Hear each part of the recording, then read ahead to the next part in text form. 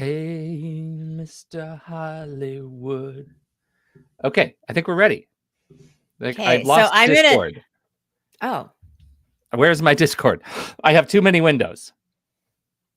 This is a bigger problem than just you. It's me. Okay, uh-oh. I'm ready. I'm ready.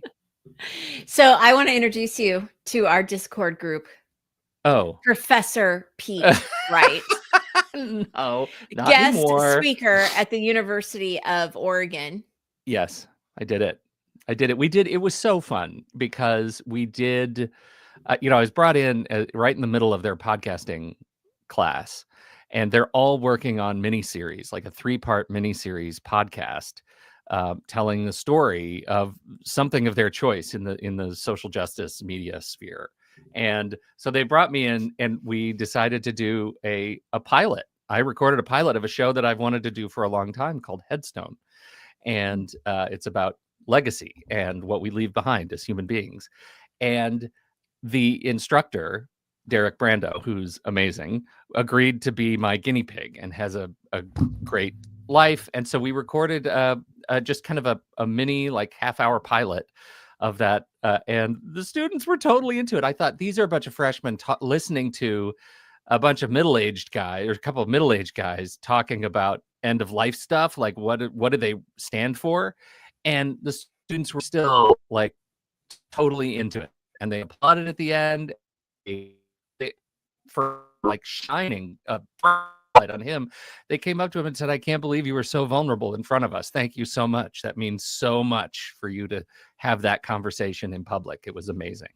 So That is so cool. it was pretty neat. So do we get to hear the conversation, like the podcast? Is that get to be something that, Well, I am going to produce it and finish it, and I'm going to put it in a podcast feed. Certainly was planning on sending it to the students, so they can hear kind of the before and after. And I mean, the intention, because it was kind of abbreviated, the final format of the show is probably more like an hour show, and we only did kind of half of it. And so my intention is to go back to Derek and say, let's do it for real. And do it, in our remote studio and everything like that. But sure. I don't mind sharing it, like, with the community if people are interested in hearing it. I mean, it was the biggest challenge is, if we're talking about human legacy and what we leave behind, it can be kind of dark. Right. And my goal with the interview is to get to the point where we're having enough fun talking about history, even the hard stuff, that when we get to the last question, what do you want on your headstone? It's kind of fun and light and uplifting. And I didn't do it that way. I asked him what he would want somebody to say in his services after living a long life, and he's passed away. What does he want somebody to stand up and say about him? And it was slam dunk, like home run, all the sports. It was so great. He was so cool. Perfect. He was perfect. That's so awesome. It was a great way to start, and I'm excited about. I'm more excited about this show than ever. It's just going to be really fun to do. Probably a little bit of fire under you, right, to do it. Yeah, a little bit, and release some of the anxiety of like not doing a show with a co-host. Right? There's still I've been doing this for a lot of years, and I still rarely do. I don't have a single property that is just me, and so placeholder. But that's still kind of in the space. Yeah, because you still have like interviews and people that are on the show with you. Yeah. Well, and not just interviews, but it's like in the partnership with you and the team. Like it's it doesn't feel like I'm in it alone. Yeah. And this one, I'd be in it alone. And you're never alone, great. Pete. Right? You're never alone. Right. Never. So I am excited about that. That's really cool. Can I just tell you something? Can I tell you the bad part of my day? Okay. Here, you've been to Eugene. I live in Eugene. Yeah, I've been there. I'm here right now. So I got to Eugene yesterday, East Campus, University District, and I parked on the street. And the parking terminal where you go pay is like a 2-minute walk from my car. Like, they're not greatly spaced. So I get to the parking thing and I push in all the little buttons, and I had some problems. I had like weird, just forgot my license number, Things. whatever. Yeah. Anyway, I got my receipt right here in my hand, and it says here time 12:28 p.m. I walked back to my car and put this, go in the passenger side of the car. I put it on the dashboard. You don't even have to do that, but I did it because I wanted to be sure. And I got my bag out of the back passenger side. 5 hours later, I had paid for 5 hours. 5 hours later, I get back. There's a ticket. I didn't notice that there was a ticket. The ticket is marked 12:26. I was literally standing there paying for parking when they gave me a ticket. Oh, that is so lame. And I didn't notice it. Had I seen it on the dash, I probably could have looked up the street and seen the parking enforcement officer. I was so frustrated by that. And now, of course, I can't fight it. In order to fight it, I have to go to court. I can't go to I court. know they make it really, they make it really difficult. They're so bad. Oh my God, I cannot believe that happened to you. That is the worst. My kids, go to University of Oregon, and they both have had numerous parking tickets, but there was one just recently that happened to Paige that was really frustrating. She has a disability pass in her car, but it wasn't like hanging. It was just on her dashboard. And her ticket, when she came back, said that there was no money in the meter. Well, when you have a disability pass, you don't have to pay the meters. Yeah. Right. So obviously the guy didn't see the pass, which I get because it wasn't hanging. It was just on the dashboard. But then she's like, well, I'm going to fight this. And then she looked to see like all the things that she has to do. And she's like, I'm not going to do this. I'm just going to pay the damn ticket. Like, this is too many things. It's too many things. So hard. They do. Oh, I'm sorry. That sucks. That's so frustrating. Lame. So parking for 5 hours cost me, I don't know, $50. Is that ridiculous? I think they're just really like, they must be in the bushes. Just waiting. I think they are. They're hiding. They were hiding in Hayward Field. They're waiting. God, that was frustrating. Oh, well, I'm that fine. Person loves their job. They really, really do. So I don't have anything, any brand new anythings to talk to you about in the Entertainment Clutch, except for I'm still watching Squid Game, and believe it or not, I still like it a lot. Okay. I'm almost done with season 2, with the first half of season 2. Yeah. That's all I have to say about that. Yeah, I don't really have anything going on. I watched football last weekend. Yeah. Football. I wonder what that's about. I know. You don't really know what it's about. It's okay. Sports ball. Hike. Hit me in the face. That's what they say in football. Is that what they say? Yeah. I don't think they say hit me in the face. Hit me in the face. That's why I have this cage over my face. Right. Yeah. And you might get called. To be fair, that's also what they yell in hockey and rugby. And there's a lot of that. They're screaming. If anybody knew, I mean, if you only knew what they really say in those huddles, it's all hit me in the face, hit me in the face, right. Let me hit you in the face, hit me in the face. Yeah. I'll hit you in the face. Yep. Yeah. I'm good at sports. You really are. Yeah. Shall we do a show? Yeah. Let's do it. Hello, everybody, and welcome to Take Control. Doing great. Hello, everybody, and welcome to Taking Control, the ADHD podcast on True Story FM. I am Pete Wright, and I'm here with Nikki Kinzer. Hello. As she takes a drink. I know. Outstanding timing. Of hot cocoa. I'm having hot cocoa this morning. What a day. It's a banner day for Nikki Kinzer. Yeah, I don't have coffee creamer, so I'm going for the hot cocoa. Flavored, just straight to the main line. We are continuing our series. What did we call this series? It was a series, a little mini series. What'd you call it? It's a ADHD kind of symptoms impact on ADHD, something like that. We don't know. Things that we don't talk about. Right. The ADHD secret symptoms. That's what it is. Secret symptoms. Oh, I like secret that. Symptoms of ADHD. We just have to workshop a little bit more. Eventually land on it. Last time we talked about problem solving. This time we're talking about decision making, and why ADHD decisions turn into mazes. And we're very excited to talk about that. Before we do that, head over to takecontroladhd.com, get to know us a little bit better. Subscribe to the show anywhere you get your podcasts, or you can listen to it right on the website if you're listening to it on the website now. You can also connect with our community either on Facebook or Instagram or Pinterest or Blue Sky at Take Control ADHD. But to really connect with us, join us on the ADHD Discord community. That's where we'd love to have you. Just visit takecontroladhd.com/Discord. And you will be whisked over to the general invitation and login page. If you were looking for a little more, we would love to help you find it. Head over to patreon.com/the ADHD podcast. Patreon is listener-supported podcasting. With a few dollars each month, you can guarantee that we continue to grow the show, add new features, feed our families, put shoes on our feet, the usual stuff. And you get access to lots of good stuff. You get access to the podcast a week early than everybody else. You get extended editions of all of the current episodes, including Q&A after the episode that it doesn't appear in the public feeds. It's just like vanished, but you get it if you're a member of Patreon. Plus, excuse me.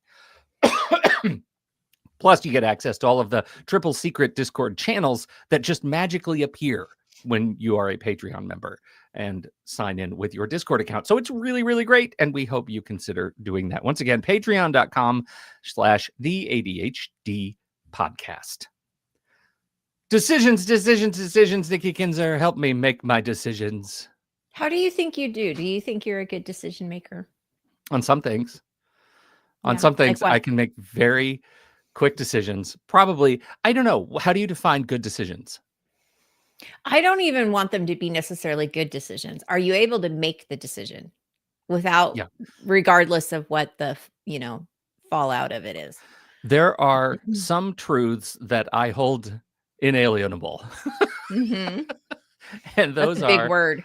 I will not risk the health and safety of myself, my family, or my home by working on major appliances anymore. So if Kira walks into, but this just happened.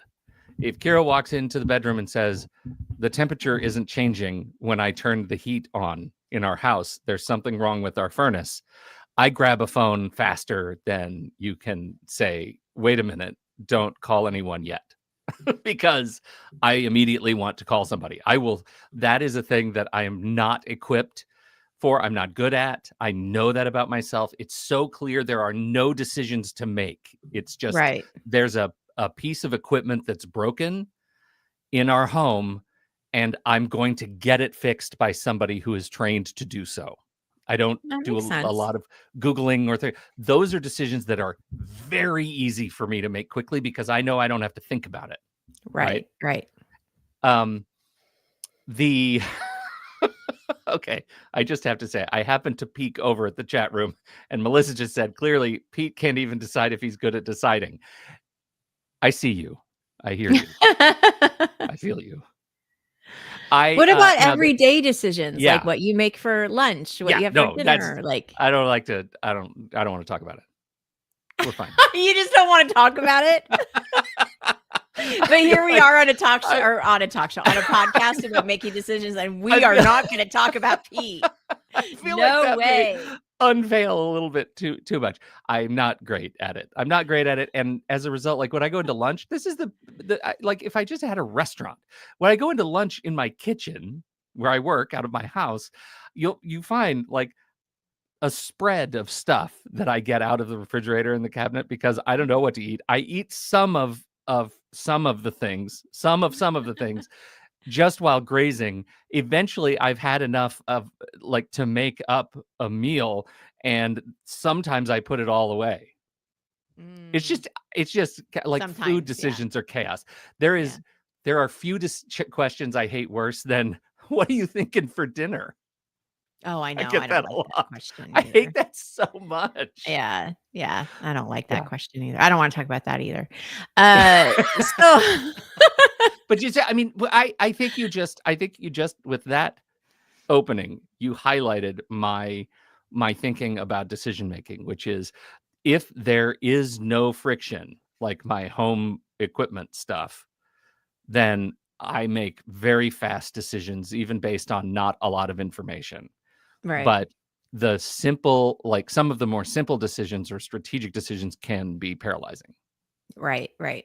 Yeah, and that's what I find to be true with many of the people I work with, that it the big decisions, I think, always takes time. They always take time to process and to think about, right? And Mhm. so it makes sense that you might stay with indecision for a while.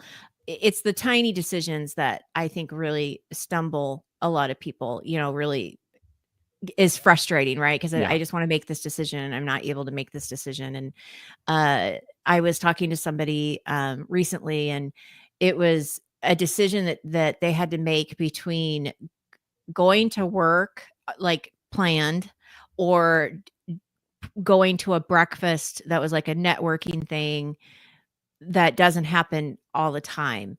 But it was a very difficult decision because work, you made the commitment to go, but this thing really looks like it would be fun. Like, and it was just a hard decision to make for this Yeah. person. And that's where it's frustrating, because it's just like, oh, I just want to make the decision and I can't seem to make it, right? Yeah. Um And here's and here's a thing I wanna add on to that, which is yeah. I actually think a lot of ADHDers who have been thoughtful about their own exploration of ADHD know how to make decisions, right? Mhm. Like, if you ask me to sit down and document how decisions are made, I could probably do a pretty good job of it, Right, right. right? But it doesn't It's make making, it or doesn't doesn't make any make difference. does Yeah. yeah, that doesn't make it easier, because I And mean, I it's could not help any you different. decide what to eat for W dinner in For a sure, heartbeat. right? Right. Yeah, Right. yeah, yeah. It's And not the I not think knowing it's how. exactly, and I think it's because in some circumstances, I'm not in touch with my sensory experience. Like, Mhm. I don't know what I want to feel like from any given moment to the next. Right. So Yeah. decisions become hard. Yeah, definitely. Well, and I Okay. think with ADHD, just to break that down a little further, it requires decision making requires a lot of executive functions, right? We've got to plan, prioritize, organize, memory. All of these executive functions have to do with decision making.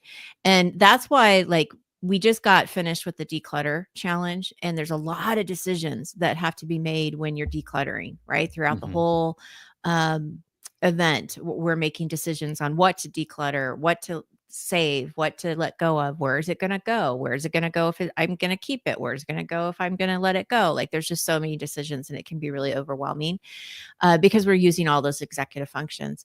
But also, it's overwhelming when you have a lot of options, right? There's too many Yes. things to think about. And you may reach a decision, but then how many times do you second guess yourself? Did I make the right one? What Absolutely. if? Yeah. Because I live so firmly in a place of future perceived rejection by others and the world and my kids and my wife, that Hmm. making a decision, if it involves anybody else but me, well, it really me too, is all about, will this decision lead to future pain? And Right. all of the different paths that And it takes to get scenarios. there. Yeah, right. Right. Well, And that and that's slows the down, that makes anxiety. decision making a bog. Well, for sure. And if you have anxiety with your ADHD, Mhm. that opens that door really nicely. Yeah. Let's think about all of the possible solutions and things that could go wrong. So overthinking and analysis paralysis. So this is what we're going to start talking about are some of the common issues, some of the symptoms that happen when you're in this analysis paralysis. Yeah. Do you think you overthink things when you're Probably. making a decision? Do you feel like you're analyzing it too much, or you're putting more uh measure on it than maybe it needs? Yeah, sometimes. I don't feel like I'm a middling decision maker. I feel like I make decisions at the extremes. So either I make decisions much more quickly than others because I don't want to I don't want to exist in like cogitation mode or fear mode. I just want to put it behind me and not think about it anymore. Or I spend way too long perseverating Right. over possible choices. and Yeah, don't pull the yeah. trigger. Like I spend a lot of time if there are features on a product that I have to buy that's more than, $50, if I'm looking at a website and there are options to choose, that'll take me a long time. Mhm. Mhm. Once I Yeah. figure it out, I know exactly. Like, somebody else could tell me, "Hey, what of these things should I buy?" I know exactly what to say, but only because it took me a year to get there. Right, right. Which is a long time, right? I Yeah, mean, and right. a long time to be living in indecision. That's the Yes. part that I don't like living in. Like, for me, I definitely would prefer to make the wrong decision than to be in indecision, because Yes. that to me is so anxiety, Oh, that's driven, so or you. what I I could mean, have it's just Yeah, so I fueled hate by that. anxiety. I could Yeah, have totally said that. If you'd asked me how you make decisions, that I would have said those words. I mhm, totally get that about you. mhm, yeah. I'd rather just do it and see what happens. Yeah, reap the repercussions, whatever they may Yeah. be. Yeah. Yeah. And, most of the time, I make pretty good decisions. So, Yeah. yeah, I mean, I feel like I'm a If you're pretty playing the good decision numbers, maker. yeah, Eh, doing it's all okay, about right? odds. Right, Yeah, right. yeah. Well, the overthinking I see a lot with clients, especially when we're in a conversation and we're trying to go through the pros and the cons and all of these things that we do when we're trying to make decisions, right? The talking it out. And I do see what I notice as a pattern is a lot of overthinking in the way of, and I don't know if I'm saying this correctly, but just putting a lot of value on this decision when really it could go either way and you're really going to be fine. Yes. Right. Yeah. So people really they'll get stuck with overanalyzing every aspect and thinking about all of the potential outcomes, and leading to this paralysis where they can't choose anything. And then the decision is chosen for them. And I don't like that either. I Yeah. don't like decisions being chosen for me. I want to choose the decision. And that sucks. That's a bad place to be, right? When, oh, I don't even get to decide if I wanna go to that event because now the event is over, and that's Yeah. frustrating. Well, it's frustrating, and also, like, that gets back to, my favorite siren song, intermittent reinforcement. Ooh, Sometimes not going to an event because I was in analysis paralysis and having the event pass me by brings me a sense of great relief because I no longer have a decision to make. And yeah, there is yeah, its own sort of dopamine cycle that feels like, oh, what a relief. I don't have to deal with right. it anymore. I don't have to deal with the decision. I I just waited it out. And sometimes Yes. waiting it out is a strategy in and of itself. Mhm, Time mhm. makes a lot of decisions for us, right? Just in It passing. does. It does, and I think that, like, some of the bigger decisions, I need time to process and think about it and sit on it, and I think that, that's fair for a lot of people, like, Yeah. and we'll talk about impulsivity because that also is like the flip side of Mhm. making decisions too quickly. But another issue here that is common is the emotional dysregulation that comes with making decisions, because it is such an emotional thing. Depending on what kind of decision, and even like eating dinner is frustrating, can become an emotional thing, Mhm. especially if you're on a special diet or you're trying to um, you know be really mindful of what you're feeding your family. Like, there's a lot of decisions to make in making dinner. Like, I really wish we could just not have dinner. Like, why do we have to eat dinner? It's so stupid. So, all of Dinner these dinner is things. a favorite for both of us, and I'm sure people are dealing with listening to that and hearing it because I don't think we're alone. And it goes back to something that our good friend Michael Felt said about delayed sensory affectation, because a lot of that of the decision making problem exists in the context shift, right? Like, Yes. we are at work. Why should I have to think of dinner? Because Right. I'm a human being and part of a family, and I'm here, and it's kind of my job because everybody else is out and they'd like to come home and have dinner and they've worked hard too.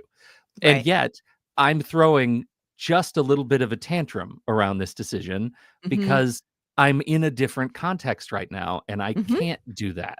Mhm. And that's part of what makes it really frustrating. And it's interesting to think about this.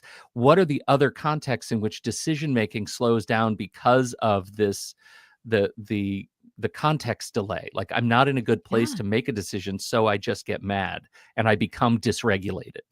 Right, and it's harder to make rational decisions when you feel that way, when you know, you have that brain fog or that clouded Yeah, judgment. It's like, yeah, it's really hard to not be angry and to make a good decision. right. And so yeah, so that's definitely a big part of it. This is interesting, becoming distracted. So, when I was doing the research around decision making and ADHD, I saw this come around and I thought, well, this is interesting. How does being distracted, you know, uh, postpone decision making? But then when I started reading more about it, it started making sense.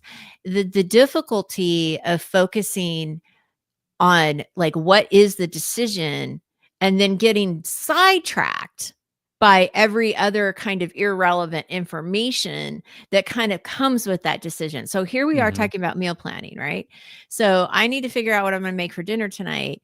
And then all of a sudden, I'm not just thinking about the meal for dinner tonight. I'm thinking about like, I don't know, some kind of nutrition article that I just read that, oh, red dye is really bad for you now. So like, where's the red dye in my house? Like, or I've been black. dyeing every meal red for Yeah, years. What do yeah, I and do like now? the black, Yeah, black spatulas plastic. are really Yeah. bad for you now, and so, like, how many of those do I have? Like, you can imagine, like, where all of a sudden, what was supposed to be just, "What are we having for dinner now?" Becomes a lot of A things. thing. Yeah. It becomes a lot of Yeah. things. It becomes a Yeah, lot of things. Yeah, those are the domino decision-making problems, right? right. There's just always something else falling on top of it. But I have to say, I have a domino rabbit hole, from a new client on how they found us, which was Oh, really cool. So we're the she last listens. domino? That's We were the great. last domino, and it's awesome because she's fantastic, and she's so thrilled that she found us, which is great. She listens to a podcast, and the podcast that we did, I can't remember the host, but her About Time, it's About Time. Sure. Um, yes. Uh, she was a guest on this person's podcast, and then she liked her. And so she's like, "Oh, I need to look and, learn more about her podcast." And then she found us on her podcast and she's like, "Oh, I have ADHD and they're talking about this book. I'm going to buy this book. I'm going to go on the website and oh, they have a podcast." And now she listens to us. She bought the book and now she's part of our GPS membership program. That's awesome. So So it's sometimes About rabbit Time with holes are good. Anna Dearman Cornick. Yes. I had to go Thank check you. the What's podcast her feed. name? Anna, Dearman Cornick. Yes, great interview. That And was she has great. a great show. So, Yeah. yeah, so sometimes being distracted and going to these little rabbit holes are not always a Yeah. bad thing. But That's anyway, I fantastic. had to tell you that because I thought that I was love very it. funny. Yeah. Oh, that's really funny. Uh, okay, so prioritization, that's probably not going to surprise anyone. Against kind of struggling to prioritize what parts or just different aspects of this decision can make it difficult, especially if it's not just a cut and dry thing. Maybe it's do I want to switch jobs? Do I want to move to a different city? Do I want to break up with my boyfriend or girlfriend? Or like, I mean, there's a lot of things there to think about. So trying to figure out, like, again, not getting distracted and where do I put my focus? And that can be very difficult when Yeah. everything's coming at you. Well, and it Um, also begs the question of, like, once you get into prioritization, the dominoes that fall there tend to be more existential. Like, how do I know what's important to me? What am I? What do I exist to do? what do What I is my want on purpose? my What do I tombstone? yeah. What do I want on my headstone? Do Headstone. I want Yeah. avocado on this toast? Like all of the questions become the same. Like Yeah. all of the choices are at the same level of importance, and that's a thing to be aware of, that I have to be able to say out loud, avocado toast is not my purpose. Right. But then Right. I go to, do I have the mental effort? Like, do I have the energy to make the avocado on the toast? Or do Yeah. I just want to have toast because that's easier? Yeah, I don't maybe it's know. just I mean, toast and, right. salt. I don't know. Like, it's Yeah. just it is. When everything becomes massively important, nothing is, right? Right. To Right. paraphrase The Incredibles. Um Yeah. Okay. What's So next? on the flip side of this, we have when we make decisions too quickly, and that's the Hmm. impulsivity. I'm going to say that several Impulsivity. times. The urge to act quickly without considering the consequences can lead to rushed decisions that might not be the best choice. But then again, sometimes they may be the best choice. So we don't know. It doesn't always have to be bad things. But that's when the impulsive buying can happen. I have a perfect example. My husband went to the grocery store the other day. He comes home and he's got this plant with him. And I'm looking at it. I'm like, what is that? And he's like, it's a basil plant. It was at the grocery store and look at it. It's beautiful and it smells so good. And I'm like, but what are we going to do with that basil plant? Oh, we'll use it. And he's like, and it was only $3.99. But then when I got to the cash register, they said it was $6.99. So then I decided I didn't want it because I didn't want to pay $6.99 for it. But then the girl like switched the price and gave it to me for $3.99. So I kept it. Well, all right. I want to say first, on a very practical matter, having a fresh basil plant on your counter is really lovely because you do use fresh basil and it's great. Now, the I just decision don't to know how get there, often we use basil in anything. Like, I don't even know. Like, I can't even tell you if that's a thing for oh, us. it's such a good thing. You should start doing it. Just chop up basil. You know what you do? Here's what you do. I'm just going to tell you, sidebar, take a piece of toast, put a little mayonnaise on it, toast it, mayonnaise, a fresh slice of tomato, and chop up fresh basil and a little salt, and just take a bite of that and see what you think.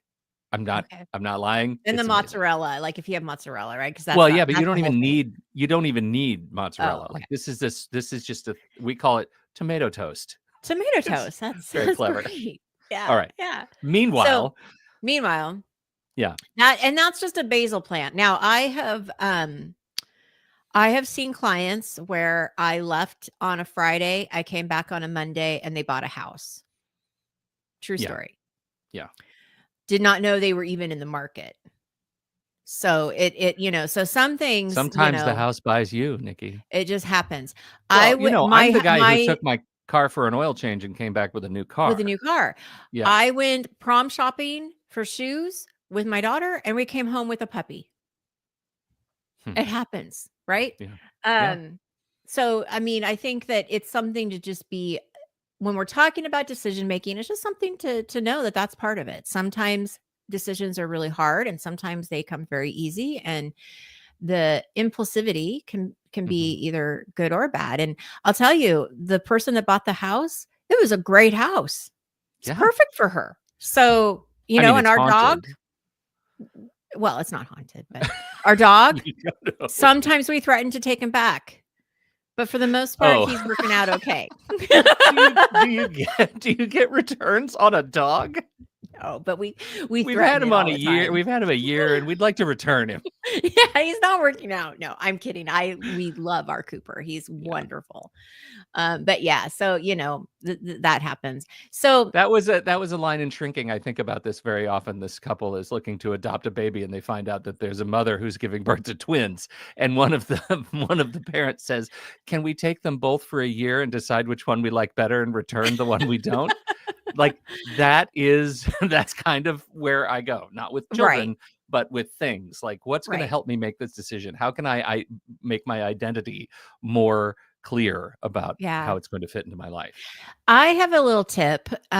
So I was shopping with my daughter and we were clothes shopping. And my tip to her is that if you try something on and you like it enough to where you're going to wear it tomorrow because you're so excited about this, Mhm. then buy it. But if you're not going to wear it tomorrow or you wouldn't wear it like leaving the store, don't buy it.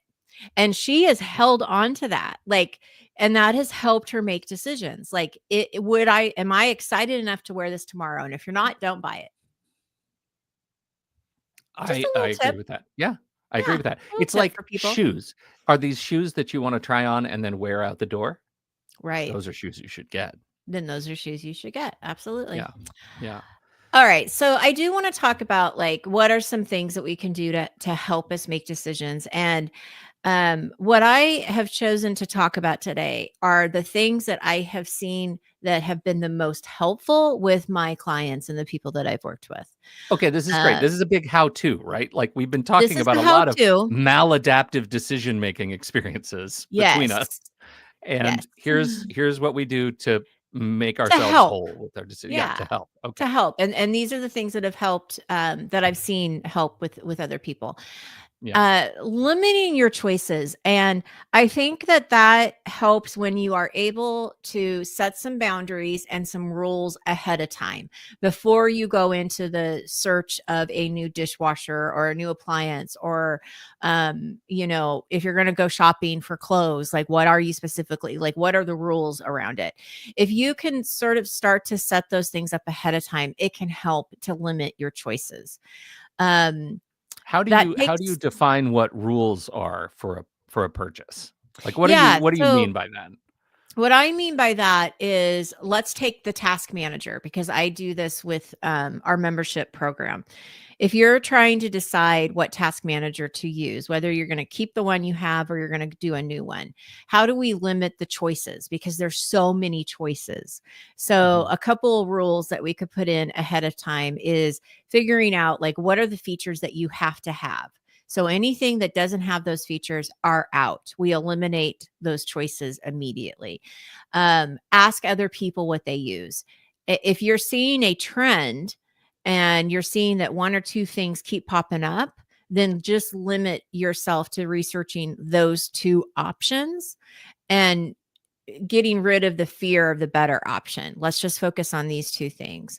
Um, Another rule could FOBO. Let's just say it out FOBO, loud. FOBO. Get that in your fear of head. better Fear of options. better options. Yep. Right. Another rule could be like giving yourself how much time do you want to spend on research?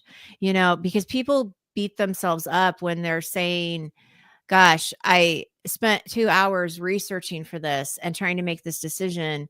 I didn't want to make that time. I didn't want to make, or I didn't want to use that much time. So setting up maybe some guardrails, like, Mhm. just to try to help.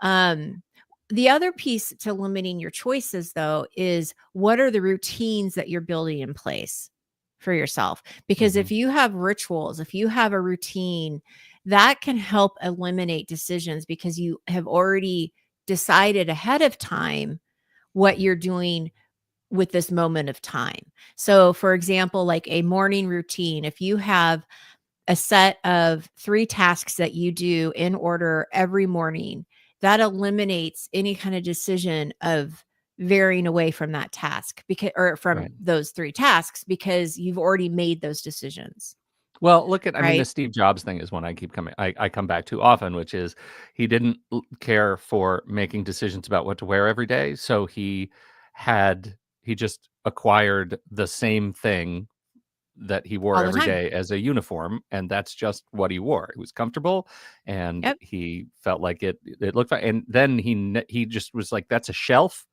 that he never had to think of to address in his brain. It was always Yes. done. We have the same conversation around meal planning. Like, that's a hard thing for us, but part of the reason it's hard is because we live in a space where we think we have to be original every day, right? If Right. you make a meal plan that has the same stuff on it every day and you're happy, well, then you're done. Like, you can clear that shelf Yes. in your head. You don't have to create anxiety where none necessarily exists. Right, right, and having that complication or those Yeah. complications coming up all the time. Right. Right. Friction, as you like Friction. to say. Yep. Yes. One of the other, I think, strategies that I think help most people that I talk to is talking it out. Hmm. ADHDers are verbal processors. It makes a difference to hear yourself work through a problem, come up with those different solutions, and then decide what to do. If you're making this decision alone, um, if it's a decision that's only going to impact you, definitely talk to somebody about it. If it impacts other people, talk to those people about it, that it also impacts. Like, it doesn't have to be just your decision. Include everyone in it if it's going to Mhm. impact more than just one person. But definitely, even if it's just you talking it out, processing it, others can give you a different perspective. They can listen by asking questions, to help you think of things in a different way, or just to explain them. I would also, if you're going to talk it out with someone, tell them to be listening to the all or nothing thinking, because this is something that's so common with ADHDers, and typically do not they don't catch it themselves.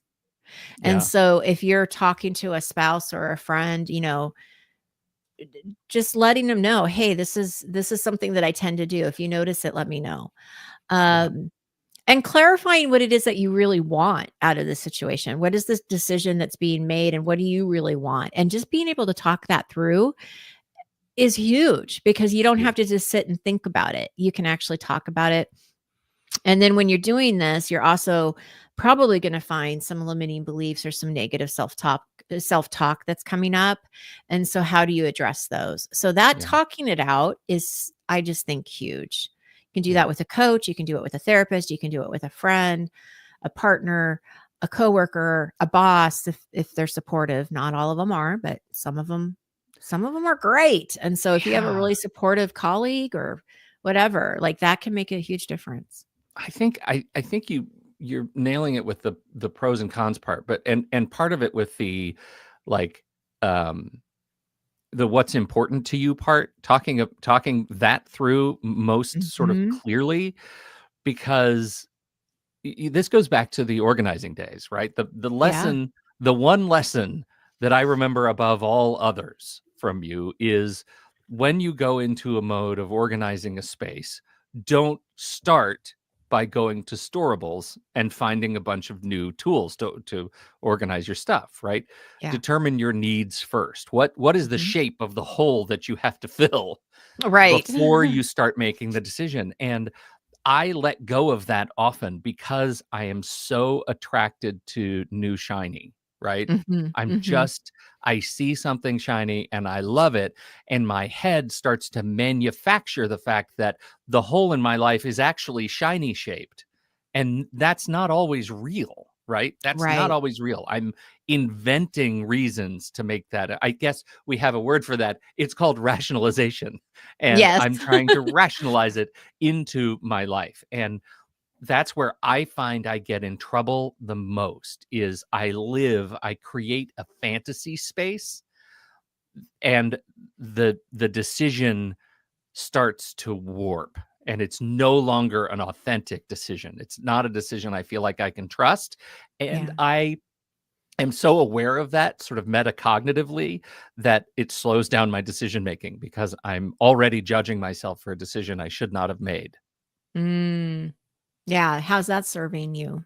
It's not. Yeah, right. It's not No. serving me at all, right? Not only the process is terrible, but also I end up, I'll end up getting mad at myself and spend the money anyway on the shiny thing, and Right. end up at some level regretting it because I made a decision in haste, or I wasn't right about that decision in the first place, and maybe it was a shiny shaped hole that would have really changed my life, but I missed the opportunity to take advantage of it because I was so paralyzed by that sort of metacognitive decision making stall.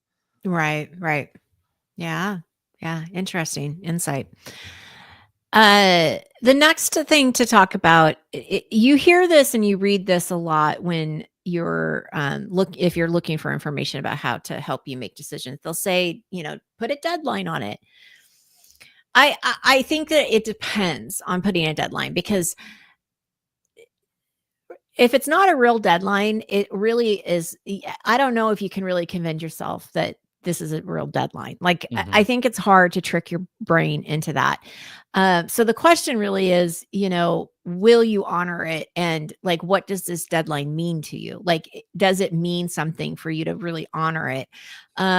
And some things you just need more time to process, and you don't really know what that deadline is. Like, you don't really know when you're gonna make that decision. But you'll know it when you make it.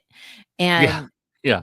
it putting a deadline, I don't know, it may work or it may not. So I would say for this, it's something to practice, um, but it's certainly not a rule of thumb for everything. I think it depends on what it is and Yeah. And who it's impacting.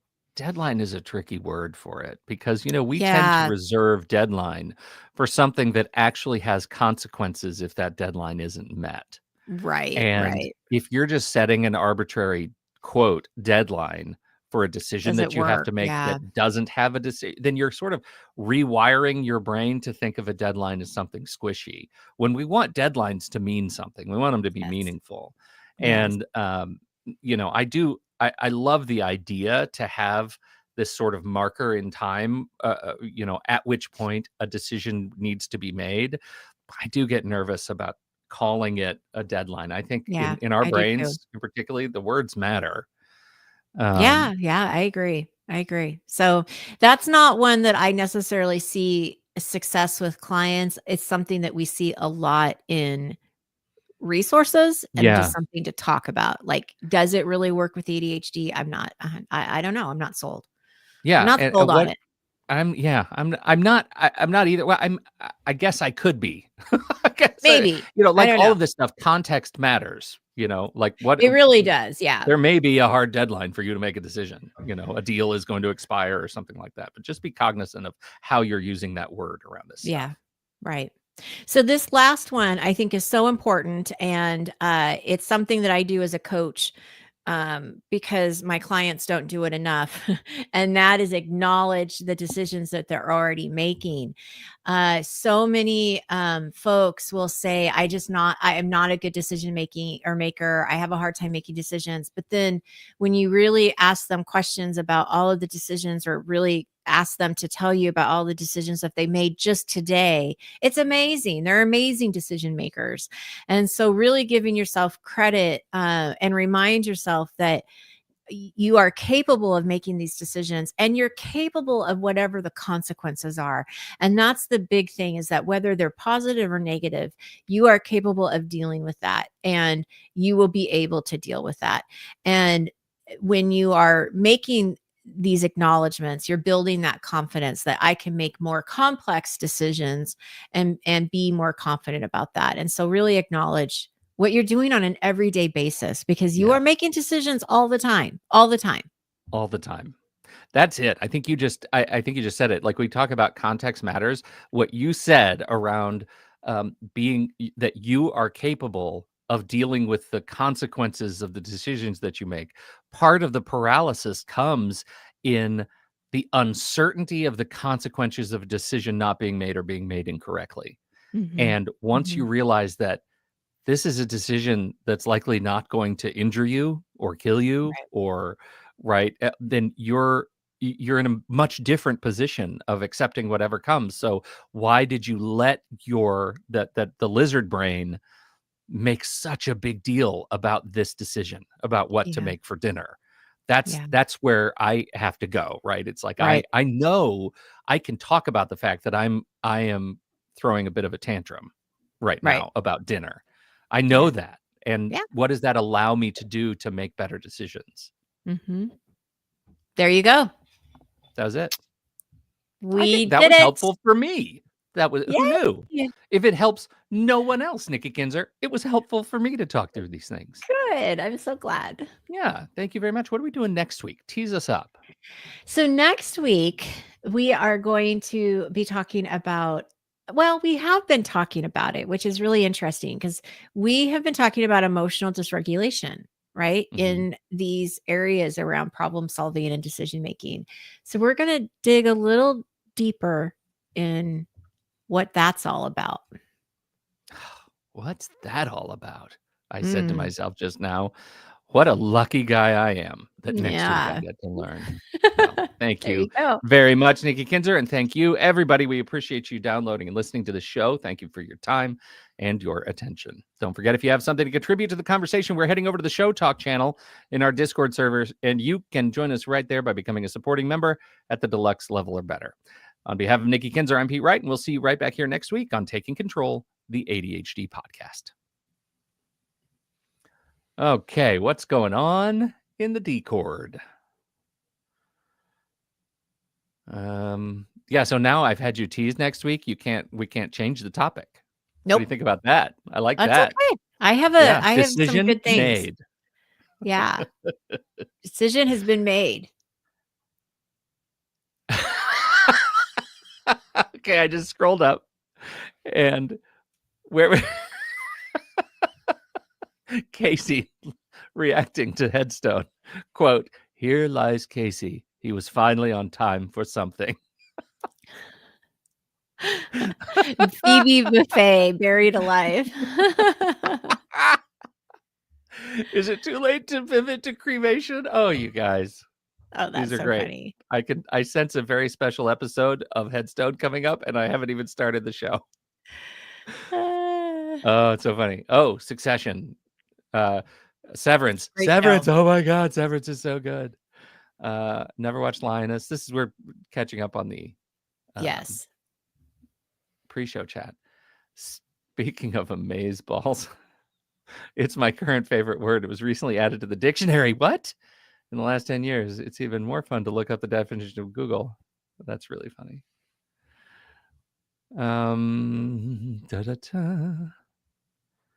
This is based on okay. I feel like my decision-making hesitation is based on irrational RSD-fueled fear of how it will be perceived by others. Yes. Years ago, I had a boss that asked if I minded going to pick up lunch. I said that I didn't mind going, but I didn't want to decide where we were going. If it was left to me, I would eat the same place every time and would eat the same thing. There you go. That's the same. Yeah. Oh, and look at Casey. This is exactly it. I think, did we use the same words? The overthinking anxiety component is a B. I go through 1,000 different risks, downside scenarios, etc., and then get psyched out by the fact that the decision turns out bad. It will probably be because something that I considered when deliberating, and the fear of sitting in that failure state is paralyzing. Yes. Yes. Absolutely. Hallelujah. I have a preference for indecision over wrong decision. See, that exact opposite of you. Mm-hmm.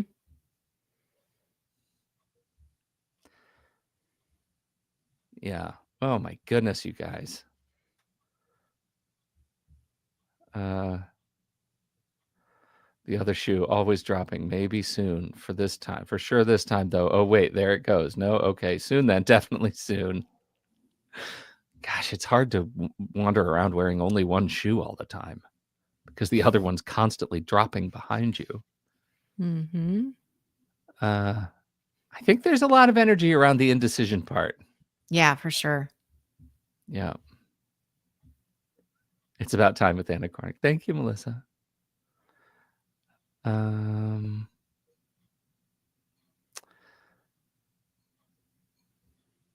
I'm so glad to find out this ADD thing. My therapist has been telling me for years that I need to stop obsessing and researching and just pick something. He thinks it's emotional pathology. I mean, okay. I think I used maladaptive decision-making behaviors in the show. Right. I don't know if I'd go so far as call it pathological. I mean, it's a legitimate set of circumstances that derive from symptoms with ADHD, dash of OCD, a hair of anxiety, and it's okay. But that's why we do a show like this, because it's all, talking about it and using the words, giving the things that we're frustrated with words makes a difference. That's a legitimate thing. Yeah. So I relate, Dove. I really, really do. Yes. And if nothing else, a leaf of basil is a pretty garnish. You don't need mozzarella. Okay, calm down, Pete. Look, Casey, I'm just saying, a good mayonnaise can be the fat that you need instead of cheese sometimes. And I would suggest that maybe before we get all fighty about it, you try it, because it's not bad, especially if you make your own bread. Make a little sourdough, Oh, a little mayo, yum. a little warm. Yeah, I'm just saying it's okay. That's I so yes, to therapist. Tell us how to do that. Why? That's so funny. We had a how-to section. Phobo. I'm a phobo hobo. I'm a phobo hobo. um, what else you got? Or what else you got? This was so chatty. This was so good. I'm team ostrich as far as AI goes. I do love the idea of using AI as a decision-making chat buddy. Mm-hmm.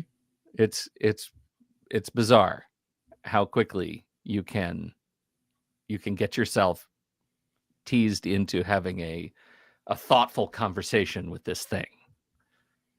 I find it's overly polite. My friends are not as polite to me as AI is, but it's very, very helpful. Then there was some tutorial. There was some self-help going on with Discord. Yes, you can swipe left. Awesome. Oh, here we go. Dove. Perfect. So I have to make the same decisions over and over and over and over again at work. So I've made it work. So maybe I need to figure out how I'm doing that fairly easily. Yes. Yes. Where you find 100%. success, how can you transfer that? Yeah, for sure. How do you transfer that? I mean, you've gone through that part with anybody? Well, I think that not specifically like for decision making, but definitely looking at, if you're finding success in one area in home, Mhm. diving into like what is working about that. And then how do we apply that to a work situation? So it's just doing the reflection and kind of figuring out what could transfer over, because a lot of things can, even though they're two different contexts, they can transfer. So no, I definitely think that she's onto something, because you've made that work. And so what are the decisions that are the same decisions that you're constant, like dinner? I mean, I know we keep going back to meal planning, but like it's okay to have, well, I get in trouble because my husband or my son says we always have pasta. It's true. We have a lot of Mhm. pasta. We eat a lot of pasta and we eat a lot of chicken. But, I'm going to tell him now that that's okay, because I'm making my life easier by eating Yeah. pasta and chicken. So Yeah, you wanna have something different when you come over for dinner? Bring you it. are welcome to Come make it. over and Yeah. cook it. Yeah. That's right. Well, I mean, it's Yeah. like Donna was saying in the chat. I may have skipped over that, but that's stuck out at me, which was serving the same thing twice, building a meal plan that is just over and like the same meals every week is a massive aid Yeah. in, again, clearing a shelf that needs to be used for something else. Absolutely. I'm a big fan of self-imposed deadlines, but the key component for me is telling someone else about the deadline so that it becomes real or has consequences. Perhaps not the most healthy approach, and not awesome that it leverages a fear of what others think, which is probably something that I shouldn't care about anyway, but it does work for me. And it's not like the infinity indecision is a healthy starting point anyway, so maybe this is a net neutral strategy overall. Okay. Mhm.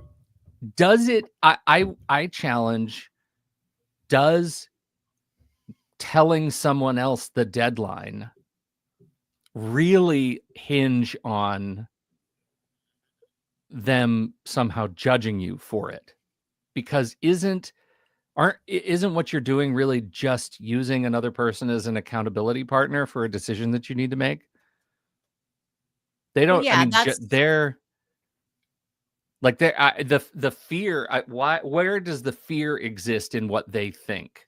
My my gut tells me it's that if I told someone and then failed to make the decision on a certain date, then I would, then I would exist in a state of self-judgment that I would imply was theirs on me, but I'm really doing it myself. But I do think if you focus it less on like I have fear of what others think, but more as an accountability partner that says, hey, I need to make this decision. I just need you to know about it. I have to say it out loud so it's out in the universe. It's a hard decision for me to make. And maybe check in with me a day before would be really, really helpful. Accountability partner. Yeah, I think it's definitely an accountability relationship, but I think it's who you have it with that makes a difference, because we don't want to go into it having this accountability person thinking they're going to judge us, or that we're going to feel Yeah. fear or any kind of like negativity about if it doesn't get done. So Yeah. this is the thing about like having your spouse or your partner being an accountability person. Not always a good thing, because there can be judginess around that. Whether we mean to be or not, that can be a more judgmental person because they're directly impacted by you making this decision or doing something or getting something done, Yes. right? Yeah. So, like, it's different if you come into this Discord and you tell Brian, hi, Brian, wherever you are, that, hey, Brian, I'm going to just tell you that I have this decision, or I have to buy this thing and I'm going to do it by this time. You're going to get a different response from Brian and a different kind of level of support and accountability than you will by the spouse who's been waiting for you to be, waiting to have this be done probably for a while. Yeah. Yeah. So you just have to That's be accurate. careful, right? Well, Like you yeah. Yeah, I mean, and I think Casey got back to it. The call is coming Yeah. from inside the house, though. Now that we're scrutinizing it, the consequences in my own head. That's what I was suggesting, right? Like the judgment, the RSD that you're feeling is not the fear that somebody else is going to judge you. It's that you're putting the animus of of your own self judgment in their voice, right? You're scrutinizing yourself, but because you used an external accountability partner, you get to use this externalized like mannequin, this externalized puppet to yell at you about not following through on Yeah. your Well, decisions.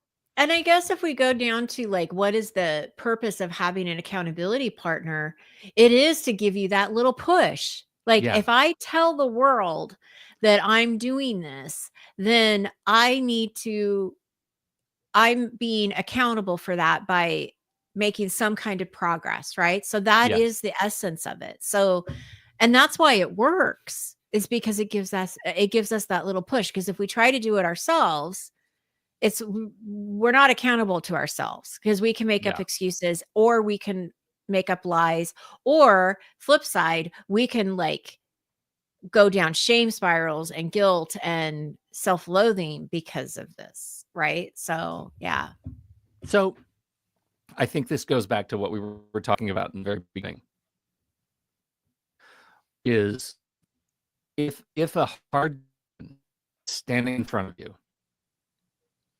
and you take more time to internalize why that decision is hard, why it's important for you to make it, and why it's important for whatever that decision is to be in your life after you make that decision, it will invariably become easier to make that decision. And so less judgment then falls on you for using an accountability partner or anything, right? Like if you get better at the upfront part about making decisions, if you build that muscle and not focus so much on how bad you feel when you use a decision-making tool that doesn't work, Right. then maybe you won't ever get to that point anymore, right? You won't get to the point um, of feeling bad about it because you'll already have internalized why this is important and why I need to get to the next step. This is what Dove was saying about why the decisions at work are easier. Everyone knows I have these deadlines, so I have to make them. But also, Dove, that's your job. That's your Yeah. responsibility. You're clearly accomplished at making these specific decisions, and so you know why they're important to you personally, so they're easier to make, right? Mhm. Mhm. And I think that's a piece where I want to focus my own kind of internal processing on is what's going to make me a better, smarter decision maker up front. What are the tools that I can use before I get to the point of judging myself for not making those decisions? And I think it all goes into being super clear about building the case for why whatever it is that's standing in front of me is important and is mine to make, and write it out and really like think about it to the point where I don't have to use an animated Muppet to make me feel bad later. Right. I don't know if that makes any sense. It's probably, just word vomit at this point, but I'm that's what I'm noodling on after this conversation. Yeah. Great conversation, you guys. Thank you. This was really good, you guys. Thank you. I think we're going to be coming back to this indecision thing here. Elaborately constructed fantasy to hack what should be a pretty simple process. It checks out. Yep. Awesome. Well, thanks, guys. Thank you very much for participating. Love the thoughts. Love the additions. Love the chat. As always, we're gonna hang it up. Go into our next thing. Bye, Have everyone. a fantastic week. Thank you.